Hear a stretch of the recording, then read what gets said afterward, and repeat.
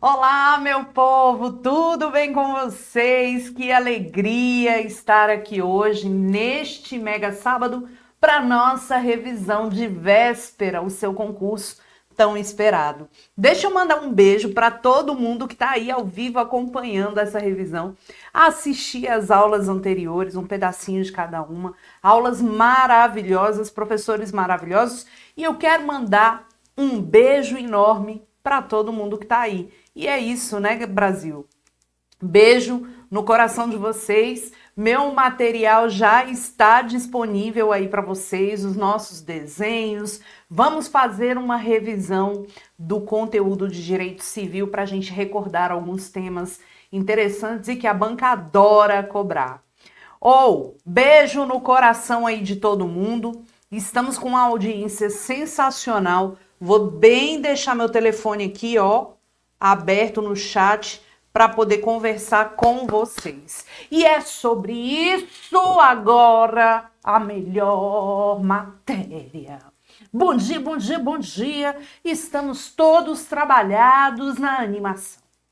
CAD quer sobre isso. Vamos embora. Dá uma olhada aí no nosso material, eu quero que você me acompanhe. Vamos recordar alguns pontos. Hoje é para ser o quê? Recordação. E é sobre isso. Bora! Coloquei aí para vocês alguns pontos para a gente recordar. Primeiro ponto sobre pessoa natural. Vambora, Brasil! Olha só. Pessoa natural. Nascituro, vou pegar aqui o... Olha, eu apaguei a barriga da mulher. Vou pegar aqui o marca-texto, só para não rabiscar em cima do material, tá? Olha só, aqui a gente tem o seguinte. Nascituro tá dentro do ventre materno, mas, de fato, o nascituro, ele tem direitos. Quais direitos a gente pode mencionar em relação ao nascituro? Olha só, alimentos, doação, ele é considerado herdeiro, o nascituro tem direito a dano moral. É bom a gente lembrar também que é possível o recebimento do seguro DPVAT no caso de morte de nascituro. Quando o nascituro vai acompanhando a tela, quando o nascituro sai do ventre materno, o Código Civil hoje adota a teoria natalista. Ou seja, isso é um pulmão. Respirou, adquiriu personalidade jurídica. Professora, o que é personalidade jurídica? É aquela aptidão genérica para titularizar direitos e deveres na ordem civil. É isso mesmo. Respirou, ainda que por um breve suspiro, e morre, adquiriu personalidade jurídica. Se a pessoa não respirar, não vai adquirir personalidade jurídica. Se liga no ponto. Vamos lá.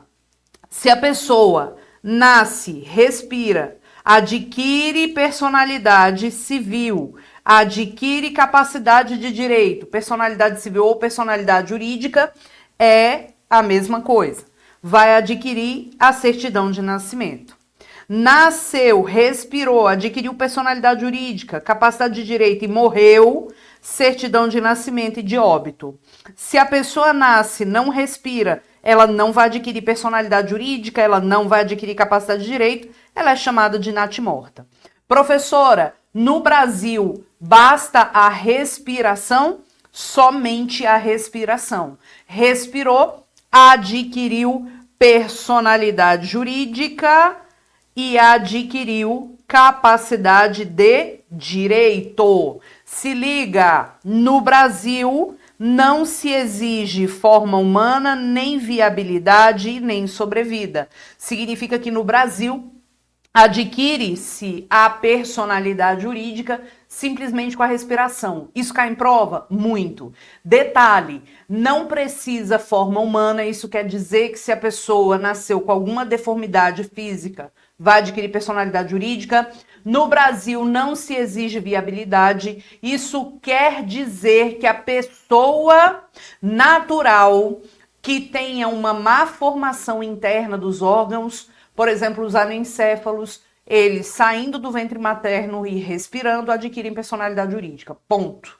E não se exige sobrevida. Eu não preciso ficar vivo um lapso temporal mínimo fora do ventre materno para adquirir personalidade jurídica. Então basta a respiração, beleza? Detalhe, não tem como ter personalidade jurídica sem ter capacidade de direito. Você tem os dois. Veja que a personalidade civil, o sujeito vai titularizar direitos e deveres e com a capacidade de direito ele vai gozar direitos e deveres. Quando a pessoa tem capacidade de direito, personalidade civil, ela já pode viver a vida. Só que sozinho não vai conseguir praticar os atos, porque sozinho, ele só consegue praticar os atos quando ele completa 18 anos, que é a nossa maioridade. Completou 18 anos é o quê? De maior? Não. Completou 18 anos, passa a ser capaz, ok? Quem é o capaz e quem é o incapaz? Dá uma olhada no material. Olha lá. A gente tem aqui... Nasceu, respirou, ganhou personalidade civil, ganhou capacidade de direito e já tem capacidade de fato. Essa pessoa é o quê? Plenamente capaz. Se você tem, nasceu, respirou, adquiriu personalidade civil, já tem capacidade de direito também, mas não tem capacidade de fato, essa pessoa é incapaz. Detalhe importante do coração da banca de vocês. Pessoa com deficiência é o quê? Capaz. Pessoa com deficiência é capaz. Pessoa com deficiência é capaz. Pode ter filhos? Sim. Pode decidir sobre sua vida? Sim. Pessoa capaz pode assinar contrato? Sim.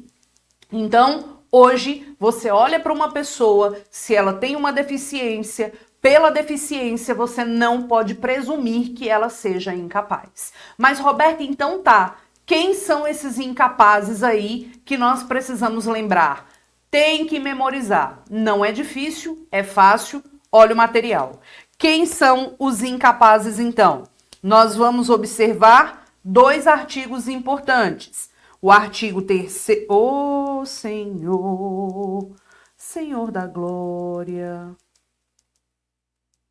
Oh. Quem são esses sujeitos incapazes?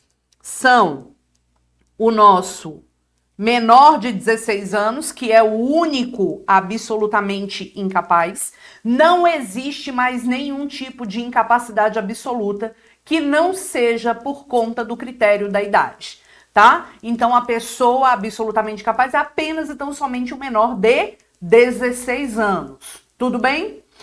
Nós temos os relativamente. Os relativamente são os de 16 a 18, os ébrios habituais, os viciados em tóxicos, aqueles que por causa transitória ou permanente não manifestam vontade e também os pródigos. Detalhe do coração, seguinte é esse: pessoa com deficiência é capaz.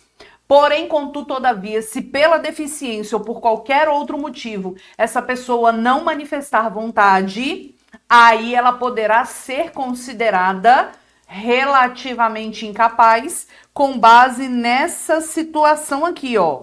Aqueles que por causa transitória ou permanente não manifestam vontade. Detalhe, peguinha de prova.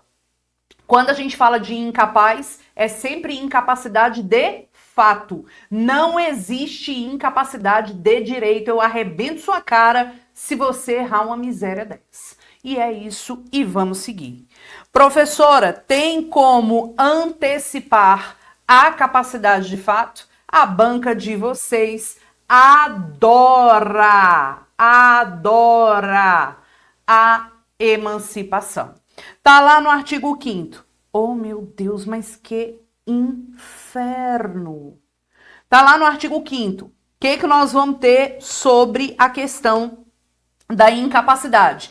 Nós temos 3 modalidades de incapacidade. A incapacidade voluntária, judicial e a incapacidade, a emancipação voluntária, judicial e a emancipação legal. Se liga no ponto. Emancipação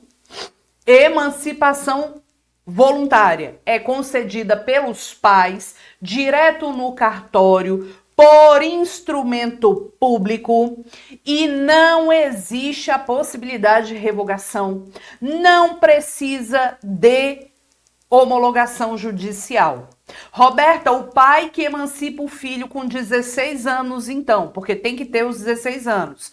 Esse pai está desobrigado a pagar alimentos? Não. Continua tudo normal, tá?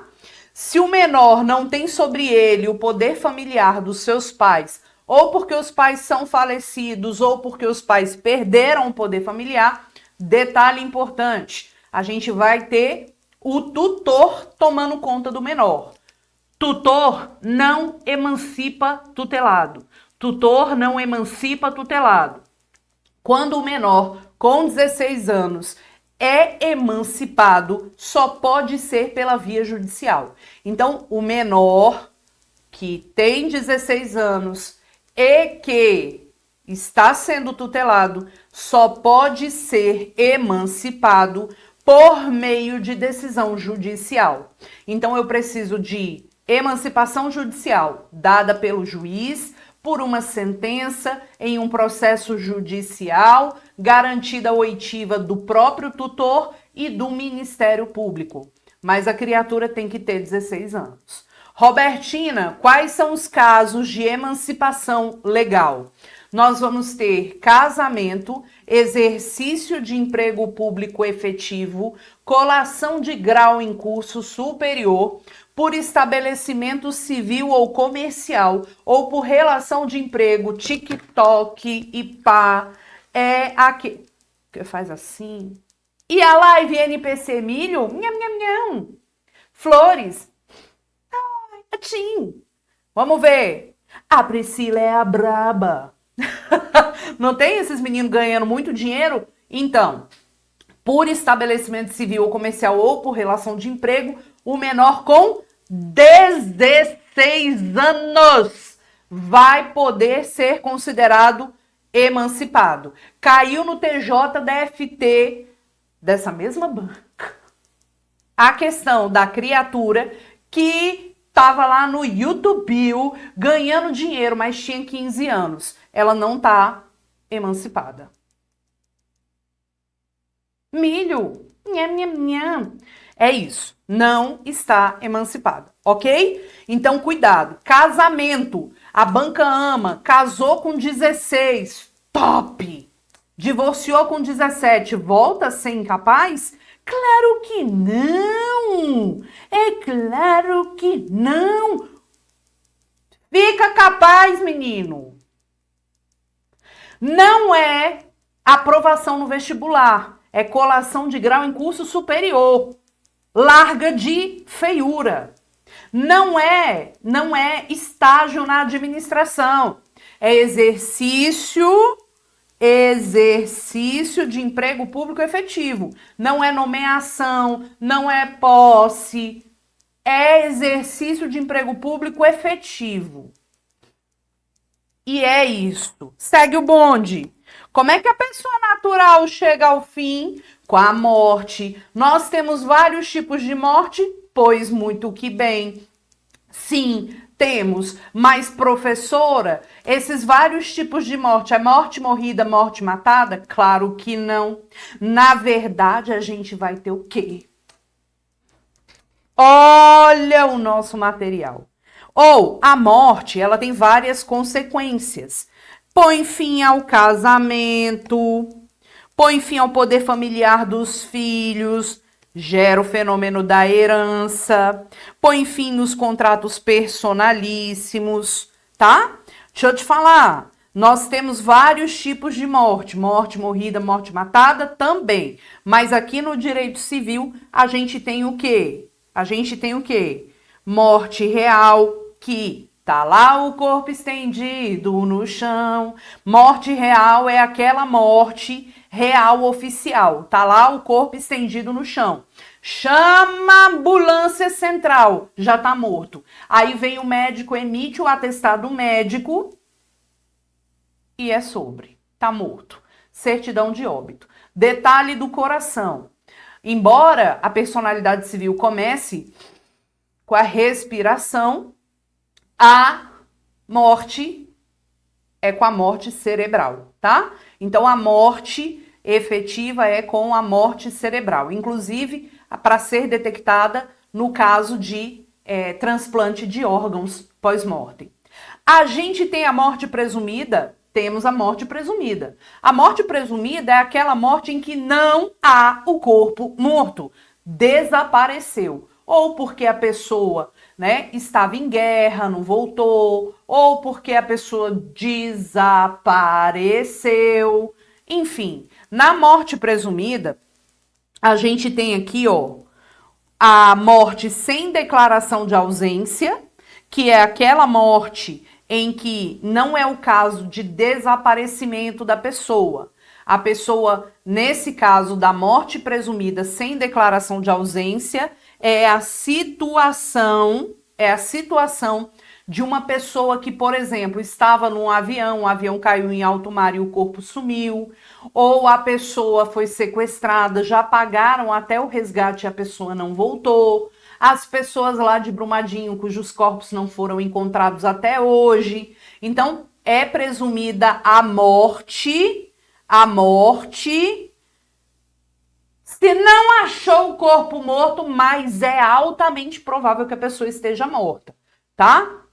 A morte presumida com declaração de ausência é aquela situação da pessoa que sumiu do domicílio, foi comprar a porra do cigarro e não voltou. Uma puta sacanagem.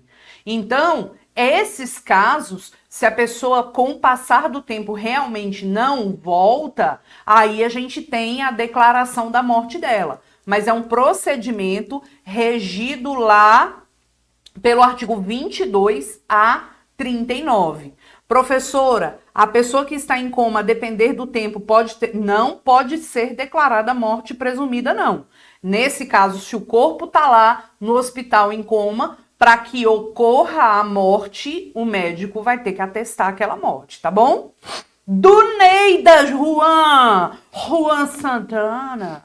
E é isso, tá? Cuidado, é o Arlindo Orlando. Volta, Arlindo Orlando, para o seio de sua amada. Eu tenho aqui em minhas mãos uma carta assinada por um singelo pseudônimo de Mariposa Apaixonada.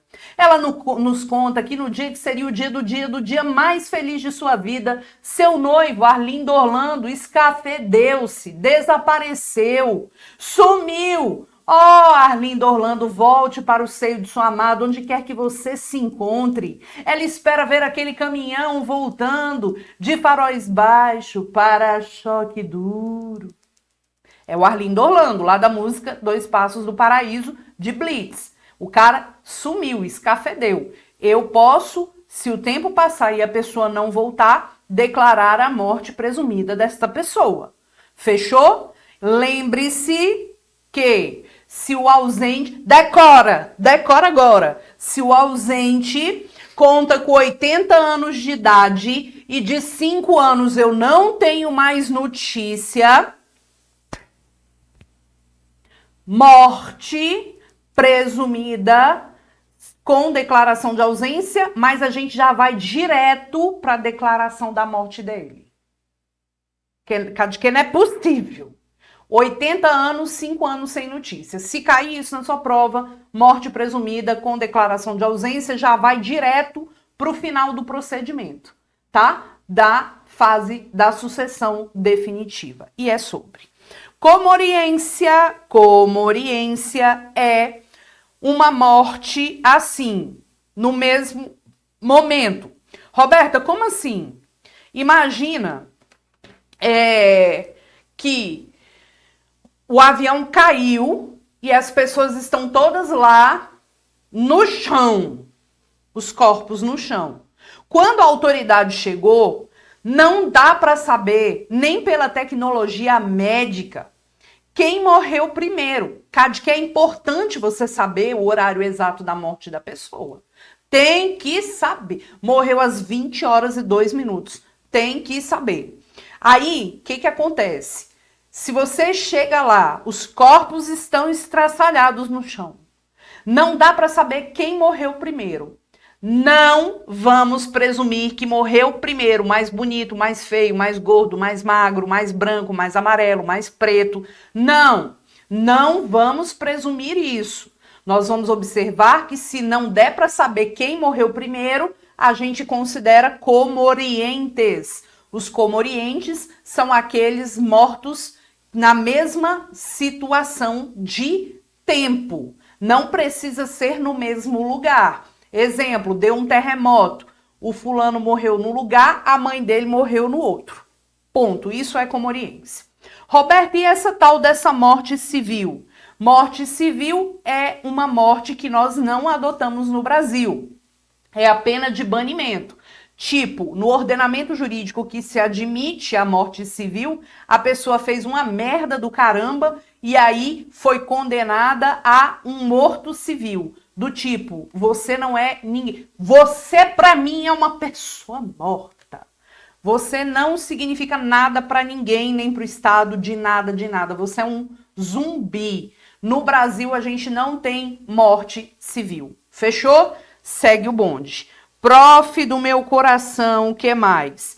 Pessoa jurídica, você não pode esquecer.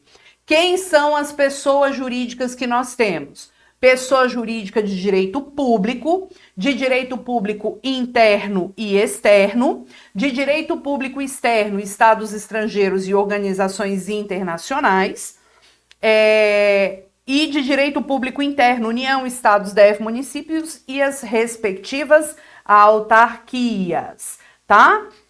Detalhe importante. Quem são as pessoas jurídicas de direito privado? De direito privado, nós vamos ter as associações, fundações, organizações religiosas, partidos políticos e sociedade. Eireli vazou. O povo não sabe o que é da vida. Se tira, se fica, se tira, se fica, tira, fica, tira, fica, tira. Tirou. Eireli não está mais no rol das pessoas jurídicas de direito privado. Lembrando que este rol é um rol exemplificativo, o sindicato não está escrito, mas ao mesmo tempo tá, porque na verdade, quando você observa a questão da organização religiosa, dos partidos políticos e dos sindicatos, eles são verdadeiras associações. Não esqueça que a associação é um conjunto de pessoas e fundação é um conjunto de bens. Vamos recordar porque a banca adora. Estamos em uma associação. Como que a associação se reúne? Em assembleia com os associados. A reunião pode ser online? Pois muito bem, pode. Podemos alterar o estatuto da associação em reunião online? Muito bem, sim. Podemos fazer tudo online? Sim, desde que você garanta a participação de todo mundo. Detalhe importante do coração. Brasil! Esqueci o que eu ia falar. Lembrei! Ou, banca ama. A banca ama. Seguinte. Não pode expulsar o associado chato por assembleia, sem garantir a ele o contraditório e a ampla defesa. Eu não posso convocar uma assembleia e falar, gente, quem quer expulsar o João da nossa associação porque ele é insuportável? Todo mundo esteja expulso, João. Não é assim. Eu tenho que garantir a ele o contraditório e a ampla defesa. Fechou? Quem são as pessoas jurídicas sem finalidade lucrativa? Associação, conjunto de pessoas. Fundação, conjunto de bens. Se eu estou com meu amigo e eu quero criar um instituto de pesquisa, sem preocupação com ganhar dinheiro. Se eu tô com meu amigo, vai ser uma associação. A banca sempre coloca a questão assim. Se eu quero criar uma fundação de apoio a pessoas com deficiência, Fundação é um conjunto patrimonial. Se é um conjunto patrimonial, alguém vai ter que pegar uma parte do seu patrimônio que seja suficiente. Cá de quê? Cá de quê o quê? R$2 não é suficiente para criar uma fundação. Tem que ser um conjunto de bens suficiente para criar a fundação. Eu vou criar a fundação por testamento ou por escritura pública. Quem fiscaliza a fundação? O MP. Quem fiscaliza a fundação? O Ministério Público está de olho no funcionamento das fundações. Professora do céu. E a questão da desconsideração da personalidade jurídica. Como é que fica essa história? Pois muito que bem, olha aqui no nosso material. Fiz um desenho aí para você. Imagina você que a Raquel Bueno e o Eugênio, que é o nosso professor de empresarial da casa, ele chega e fala aqui, ó, não existe mais Eireli. Não existe mais Eireli. Ele está dizendo para você.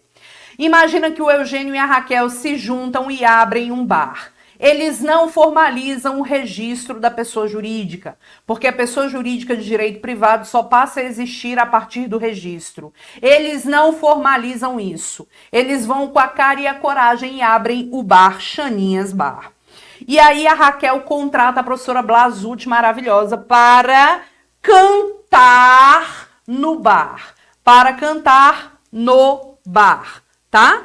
Para cantar no bar. E aí, Brasil, como é que faz se a Raquel e o Eugênio não pagarem a Blasucci? Ora, se a gente tem uma situação de não pagamento, quem é que está na linha de frente? Se é uma sociedade irregular ou de fato, a responsabilidade é completamente de quem? Dos sócios. Blasucci vai ajuizar uma ação contra Raquel e Eugênio. Agora, Roberta, se os dois resolvem criar a pessoa jurídica, se eles criam a pessoa jurídica, eles colocam ao redor deles um manto protetor chamado personalidade jurídica. Quando é que a pessoa jurídica de direito privado passa a existir? Registro. Existência PJ de direito privado, registro. Existência PJ de direito privado, registro. Antes do registro, não tem PJ. E aí, esse manto protetor aqui é quem vai proteger Raquel e Eugênio. De forma que, se Blasucci cantou no Xaninhas Bar, que é uma PJ, e eles não pagaram, quem que será acionado judicialmente? Xaninhas Bar. Xaninhas Bar será o réu. Mas Xaninhas Bar não tem dinheiro. O que o juiz faz? Desconsidera a personalidade jurídica. Abre uma fenda nesse manto protetor, entra e arregaça com os bens dos sócios. Mas a gente vai ter o que aqui? A gente vai ter que provar requisitos. A desconsideração da personalidade jurídica deve ser pedida em juízo e devemos ter a prova de requisitos. Quais sejam? Depende. Depende de quê, professor? Da teoria. Se nós estivermos adotando a teoria maior, que é a teoria do Código Civil, se cair na sua prova, qual teoria é adotada? Maior do Código Civil. Por que maior? Porque ela exige 2 requisitos. O requisito subjetivo, caracterizado pelo abuso de direito dos sócios. Chupa Brasil. E esse abuso do direito pode ser definido pelo desvio de finalidade ou confusão patrimonial. E o requisito objetivo, que é o dano. A PJ não tem dinheiro para pagar a dívida. Provou os requisitos, mete o sócio, Raquel e Eugênio, evidentemente quem praticou o ato, coisinha aqui, abusivo, no polo passivo ao lado da PJ. Fechou? Cuidado. Qual a teoria adotada pelo Código Civil? Maior. Por quê? Porque exige o requisito subjetivo e objetivo. Subjetivo, comportamento abusivo do ou dos sócios, caracterizado pelo desvio de finalidade ou confusão patrimonial. Desvio de finalidade, confusão patrimonial. E não ter dinheiro para pagar a dívida. Esse é um ponto importante. A teoria menor é aquela teoria definida por exigir apenas o requisito objetivo. Tá bom? Então, muito cuidado com isso. Não é a teoria adotada pelo Código Civil. Segue o bonde. Professora, o que mais que eu tenho que levar para minha prova? Características dos direitos de personalidade. Direito de personalidade é tudo que esteja ligado à dignidade da pessoa humana. Vamos lembrar que direito de personalidade são absolutos porque são erga omnes, ou seja, oponíveis contra todos. Brasil, são inatos, estão ligados à condição humana. Mesmo estando ligados à condição humana, a minha pergunta é: pessoa jurídica sofre dano moral? Pois muito que bem, sim, sofre dano moral. Mas a pessoa jurídica que sofre o dano moral, hoje a prof veio trabalhada no ódio e no deboche. E é sobre. Pessoa jurídica pode sofrer dano moral? Pode sofrer dano moral, porque a proteção dos direitos de personalidade alcança a pessoa jurídica. Aí detalhe, pessoa jurídica de direito privado pode sofrer o dano moral se você falar mal dela no Instagram, na rede social. Mas e a pessoa jurídica de direito público pode sofrer dano moral? Pode. Não é o caso de falar mal. Ah, morar no DF é um ó do borogodó de ruim. Isso não gera o dano moral, porque por liberdade de pensamento, pessoa jurídica de direito público não sofre dano moral, só de direito privado.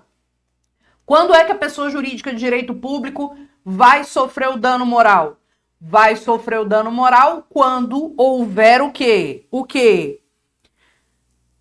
Abalo na credibilidade institucional e o dano reflexo sobre a sociedade for evidente.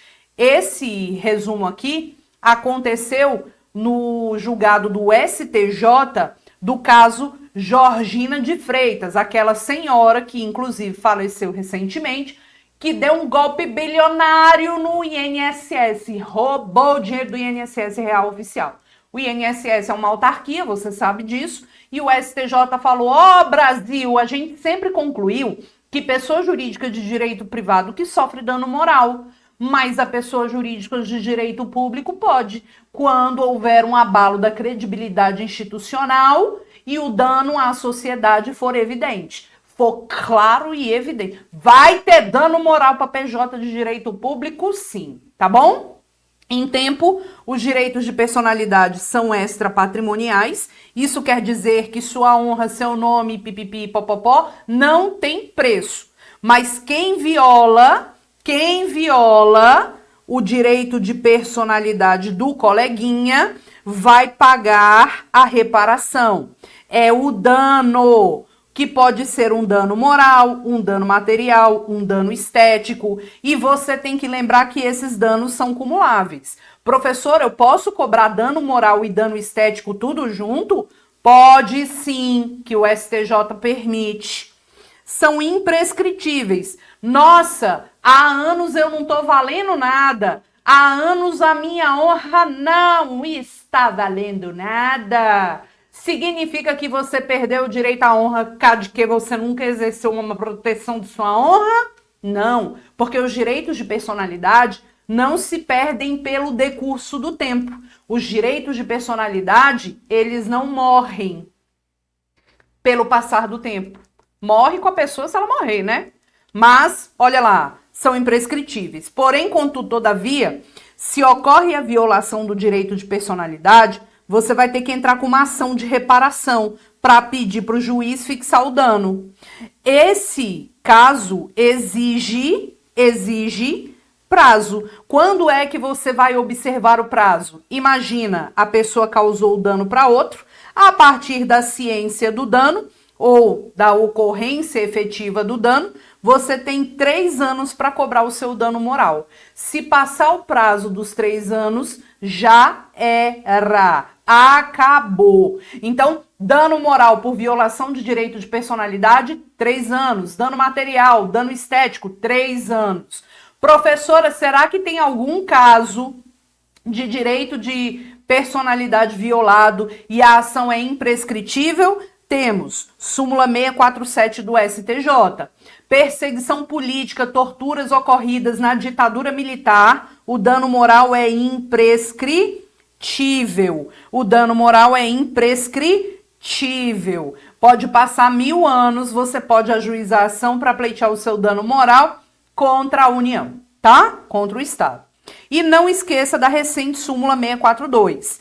Quando a gente tem alguém que sofreu um dano e esse alguém morreu, o direito de exigir a reparação e o dever de prestar a reparação transmite-se com a herança. Então, se cair na sua prova um caso da pessoa que morreu e queria cobrar o dano moral dela, ou já está com a ação judicial em andamento, os herdeiros dela podem cobrar o dano moral e podem também, se a ação já estiver em andamento, prosseguir no lugar da pessoa que morreu. Chupa essa, Brasil. Prof, que mais que eu tenho que saber? Outro ponto. Os direitos de personalidade são impenhoráveis, não podem ser penhorados e são indisponíveis. Isso quer dizer que são irrenunciáveis e intransmissíveis. Mas a minha pergunta é, essa indisponibilidade é absoluta ou relativa? Relativa. Existem formas que nós podemos observar uma mitigação nessa indisponibilidade, seja pela lei ou de forma convencional pela vontade das pessoas. A lei permite, por exemplo, a possibilidade de mitigar direitos de personalidade, ceder direitos de personalidade, por exemplo, a lei dos direitos autorais e a lei de transplante de órgãos. Eu posso doar em vida órgãos, desde que sejam órgãos dúplices ou regenerativos. Isso é a lei permitindo uma disposição de um direito de personalidade. Cuidado também para um artigo sempre cobrado pela banca, que é o artigo, salvo engano, 14, que fala, olha, você pode dispor do seu próprio corpo para após a morte. É possível que você entregue seu corpo para fins de estudo? Tem que ser gratuito e é revogável a qualquer tempo, tá? Cuidado com isso aí. Detalhe do coração. Eu posso, de forma convencional, dispor de um direito de personalidade meu? Posso, mas de forma convencional eu tenho que respeitar as regras. Não pode ser permanente, não pode ser genérico e não pode violar a dignidade da pessoa humana, ainda que o próprio titular deseja autorizar a violação da sua dignidade. Dignidade não é disponível nem mesmo para o próprio titular, ok? Detalhe, morto não sofre dano moral. Quando a pessoa já morreu e alguém fala mal dessa pessoa, faz uma publicação, morto não sofre dano moral. Morto não sofre dano moral. Porque os direitos de personalidade são vitalícios. Se uma pessoa morta tem um direito de personalidade violado, na verdade sofre quem fica. Quem fica? Quem fica? E quem fica são os lesados indiretos. Quem são os lesados indiretos? São aquelas pessoas que vão ser indiretamente lesadas em virtude do ato praticado. E quem é o lesado indireto? Depende. Se for qualquer direito de personalidade do morto violado, nós vamos considerar como lesados indiretos ascendente, descendente, cônjuge, companheiro e os colaterais até o 4º grau. Quem são os colaterais até o 4º grau? Irmãos, sobrinho, tios e primos. Se for o direito de imagem, a gente vai observar que lesados indiretos são ascendentes, descendentes, cônjuge ou companheiro. Então, a mãe que teve o corpo morto da filha exposto, né? Não é um morto que sofre o dano moral, é a mãe. Segue o bonde. Domicílio, o que você tem que lembrar de domicílio? Nós temos inúmeras situações relacionadas a domicílio. Eu sugiro a você que memorize a questão do domicílio ocasional, a aparente, que é aquela questão dos andarilhos. Ah, a pessoa vive andando por aí, os circenses, né? Sei lá, as pessoas que ficam andando por aí. Essas pessoas possuem o chamado domicílio ocasional ou aparente, que é o local onde ela se encontra. Se ela está hoje em Brasília, o domicílio dela é hoje em Brasília. Se amanhã ela estiver em Goiânia, o domicílio dela amanhã é em Goiânia. Se depois de amanhã ela estiver em Sergipe, é em Sergipe. E por aí vai. E também a questão do domicílio obrigatório. Quem é que tem domicílio obrigatório? Quero que você fale em voz alta junto comigo. Incapaz, servidor público, militar, marítimo e preso. De novo, quem é que tem domicílio obrigatório necessário? Incapaz, servidor público, militar, marítimo e o preso. Incapaz, servidor público, militar, marítimo e preso. Incapaz, servidor público, militar, marítimo e preso. O domicílio do incapaz com o seu representante. Servidor público, onde ele exerce permanentemente suas funções. Não venha me dizer da pessoa que está exercendo uma função temporária. A banca faz peguinha com isso. É onde exerce permanentemente suas funções, tá? Cuidado com isso. Militar de força terrestre, domicílio onde ele servir. Força não terrestre, marinha e aeronáutica. Não tem como a pessoa morar no ar nem no mar. Então, sede do comando. O marítimo, que é o particular que trabalha lá no navio, vai ser considerado domiciliado onde o navio estiver matriculado. E o preso, adivinhe, onde ele cumprir sua sentença. Ok? Incapaz, servidor público, militar, marítimo, preso. De novo, incapaz, servidor público, militar, marítimo e preso. Incapaz, servidor público, militar, marítimo e preso. Servidor, permanentemente suas funções. Servidor, permanentemente suas funções. Professora, posso ter vários domicílios? Pois muito que bem, sim. Pessoa jurídica também tem domicílio? Claro. Da União, DF, dos estados e territórios, suas capitais, município, a administração municipal. E a pessoa jurídica de direito privado? O local onde funciona a diretoria e a administração ou estatutário, que é o previsto no ato constitutivo. Pessoa jurídica pode ter vários direitos de personalidade também, ou direito de personalidade, vários domicílios também pode, tá? Se tiver sede no estrangeiro, o domicílio será onde ele tem estabelecimento no Brasil. Não podemos esquecer também da classificação de móveis e imóveis. Não esqueça, principalmente o que é bem imóvel por determinação legal e o que é bem móvel por determinação legal. O que é bem móvel por determinação legal? Herança e direitos reais sobre imóveis. A banca gosta de colocar assim: a herança deixada pelo falecimento do João é composta só por carro, moto e bens móveis. A herança continua tendo característica de bem imóvel, ainda que seja composta por bens móveis. É uma ficção jurídica. E o que é bem móvel por disposição legal? As energias que tenham valores econômicos, os direitos reais sobre bens móveis e os direitos pessoais, bem como também as ações que o asseguram. Não esqueça também da questão dos bens reciprocamente considerados, que eu tenho o bem principal e o bem acessório.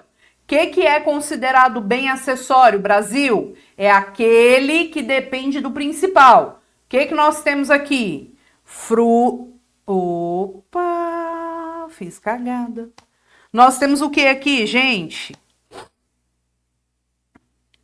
Frutos, produtos, benfeitorias e pertenças. Aquela história de que o acessório segue o principal, tem a ver com o princípio da gravitação jurídica, onde o principal vai e o acessório vai atrás. Mas somente acontece isso em relação a frutos, produtos e benfeitorias, tá? Não esqueça que benfeitorias são melhoramentos feitos pela mão humana. Temos as úteis para melhorar o uso do bem, as necessárias para conservação, as voluptuárias para mero deleite, tá?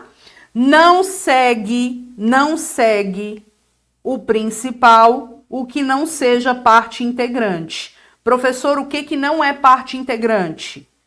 As pertenças não são partes integrantes. Sua casa está cheia de pertença. Sua cama, seu sofá, seu TV, seu computador, seus armários, isso são pertenças. De modo que se você vender a sua casa, não posso presumir que as pertenças estão incluídas, tá? Vamos lá no material. Cuidado também com os bens públicos. Apesar de ser uma matéria mais constitucional e administrativa, o Código Civil classifica os bens públicos, tá? Em bens de uso comum do povo, de uso especial e os bens dominicais.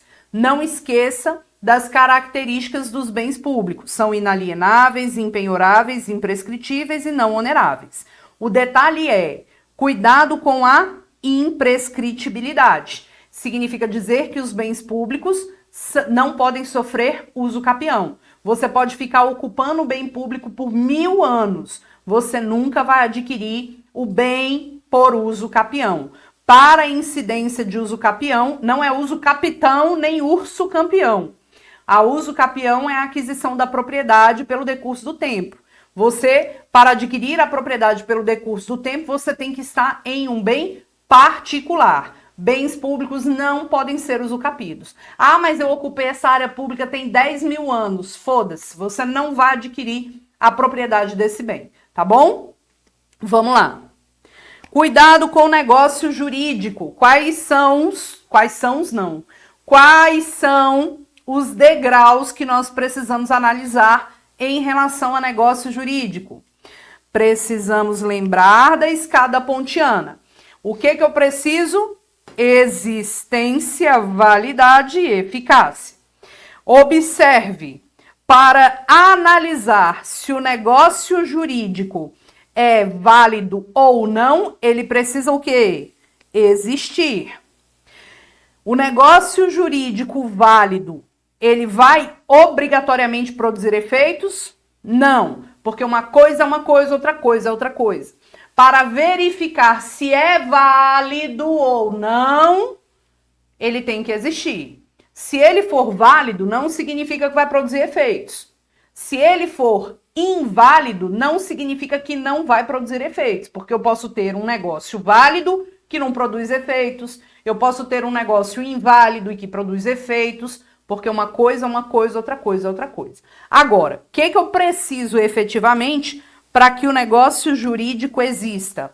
Eu quero que você fale junto comigo. O que eu preciso para que o negócio jurídico exista? Vamos juntos? Vamos lá. Vontade, agente, objeto e forma. De novo. Vontade, agente, objeto e forma. A forma é o meio pelo qual você exterioriza a vontade. A forma, via de regra, é livre. A forma, via de regra, é livre. Agora, quando é que o negócio será válido? O negócio será válido quando a vontade for livre e de boa fé, o agente for capaz, o objeto for lícito, possível, determinado ou pelo menos determinável, e a forma que, via de regra, é livre, quando a lei exigir uma forma específica, eu tenho que cumprir.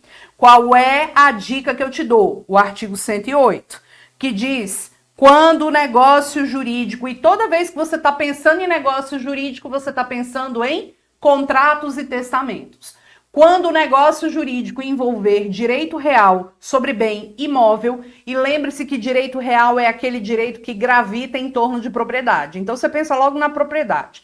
Se eu estiver fazendo um negócio jurídico que envolve direito real sobre bem imóvel, e esse imóvel vale mais de 30 vezes o salário mínimo, eu devo obrigatoriamente fazer por escritura pública. Ah, professora, então tá, se cair na minha prova um contrato de compra e venda de um apartamento de 500 mil reais, tem que ser por escritura pública. Sim, tem que ser por escritura pública. Belezura? Segue o bonde aqui. Show de bola. Vou deixar esse slide aqui para você dar uma lida, é muito autoexplicativo. Lembre-se que o silêncio não necessariamente vale como manifestação de vontade, só valerá como manifestação de vontade de forma excepcional, não é a regra, tá? Essa história de quem cala consente não é a regra. Segue o bonde. Cuidado também com relação a esse quadro. O que é considerado nulo, o que é considerado anulável. Por que eu estou dizendo isso? Quando os requisitos de validade do negócio jurídico, quando os requisitos de validade do negócio jurídico são violados, a gente vai observar que, se essa violação for uma violação muito grave, o negócio jurídico é nulo. Se for pouco grave, é anulável. O nulo você pode encontrar na sua prova como sendo nulidade absoluta e o anulável como nulidade relativa, tá? Cuidado. Roberta, quando é que o negócio jurídico será nulo? Quando for celebrado por absolutamente incapaz. Quem é o único absolutamente incapaz? O menor de 16. Quando o motivo de ambas as partes for ilícito, quando violar a forma prescrita em lei, quando violar solenidade, quando for um objeto ilícito, impossível ou indeterminável, quando fraudar a lei, quando a lei declarar nulo ou proibir a prática sem cominar sanção. Roberta, me dê um exemplo de nulidade prevista em lei. Simulação. A simulação é caso de nulidade. Veja que o anulável, ele é anulável quando o negócio jurídico for celebrado com relativamente incapaz, tá? Relativamente incapaz, quando for por erro, dolo, coação, estado de perigo, lesão e fraude contra credores. Memoriza muito. Erro, dolo, coação, estado de perigo, fraude contra credores, lesão. Cuidado. Estado de perigo e lesão são duas situações muito parecidas. É alguém pagando muito, muito, muito caro por alguma coisa. Alguém pagando muito, muito caro por alguma coisa. Se esse alguém paga muito caro para salvar a vida, estado de perigo. Se paga muito caro por inexperiência ou qualquer necessidade outra, lesão. Salvar a vida, estado de perigo. Necessidade ou inexperiência, lesão, tá? O povo falando coisa pornográfica no chat. E a gente exclui, Cade, que é o povo que não tem o que fazer. Tudo bem? Volta lá. Cuidado com as características dos negócios nulos e anuláveis. Vou deixar aqui para você, Cade, que meu tempo tá acabando. O que é nulo nunca se torna válido, viu? O que é nulo nunca, nunca, nunca se torna válido. A ação declaratória de nulidade é imprescritível. Agora, a ação anulatória, quando é caso de nulidade, você tem ali o prazo decadencial de 4 anos. Cuidado com essa história do prazo decadencial de 4 anos. Você sabe que quando o prazo é decadencial, passou, perdeu, já era. Esse prazo de 4 anos começa a contar... Oh, inferno! Começa a contar da data da celebração do negócio jurídico.